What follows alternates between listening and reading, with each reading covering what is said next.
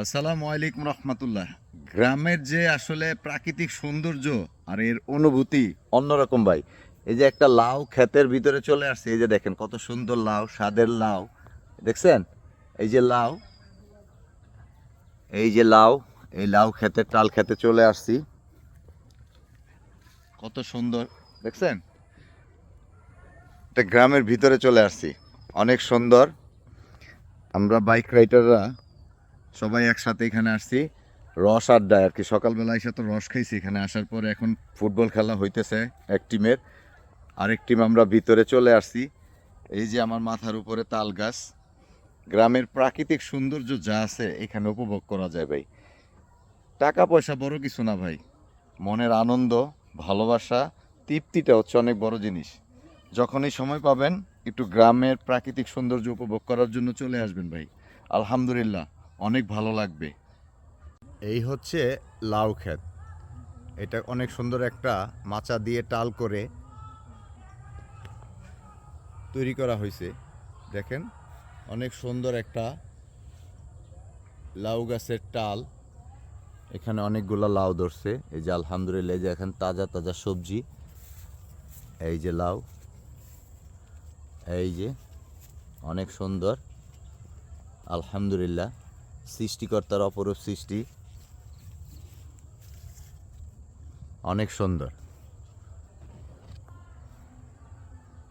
গ্রামের প্রাকৃতিক সৌন্দর্যগুলো উপভোগ করতে হলে আপনাকে গ্রামে আসতে হবে, অবশ্যই গ্রামে আসতে হবে। গ্রামে আসলে আপনি মানে সম্পূর্ণ ইটা পাবেন, প্রাকৃতিক সৌন্দর্য এবং কি বলে যে একটা আনন্দ, সেই আনন্দটা পাবেন।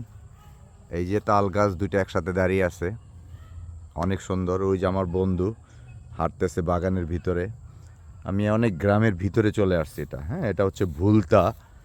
আর এই গ্রামটা ভুলতা থানা আর কি, রূপগঞ্জের অনেক ভিতরে। এই যে গ্রামের ছেলেরা এখানে রাতে র্যাকেট খেলে মনে হয়। ভিতরে চলে আসছি, অনেক সুন্দর।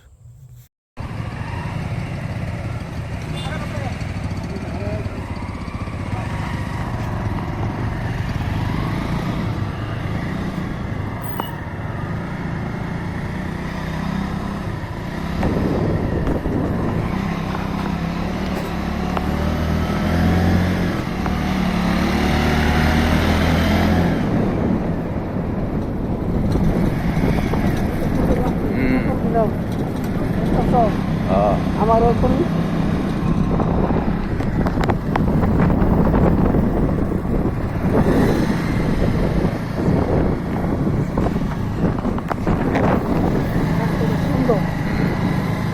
কত সুন্দর করে বানাইছে, তো লয়ে দিতেছে নৌবাহিনীর আর কি। সকালে সকালে বান্দরবন যাওয়ার লেগে অনেক লোক করে না। দ্য মসজিদ মনে হয়, তেঁতুল গাছ। হ্যাঁ,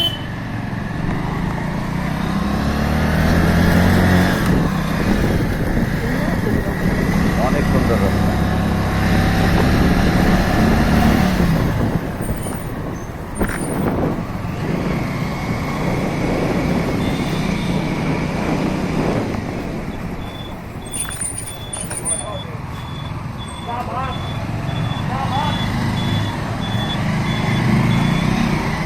এই কি রে?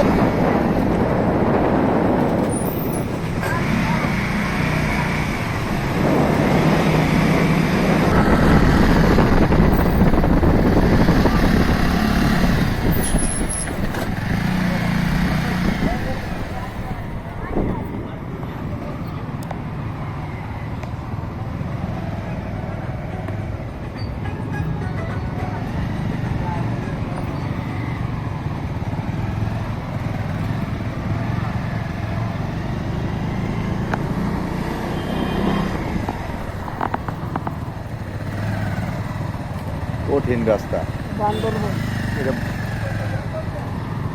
কি কয়, রাস্তাটা কি বন্ধ নাকি? ওই যে সামনে সবজি,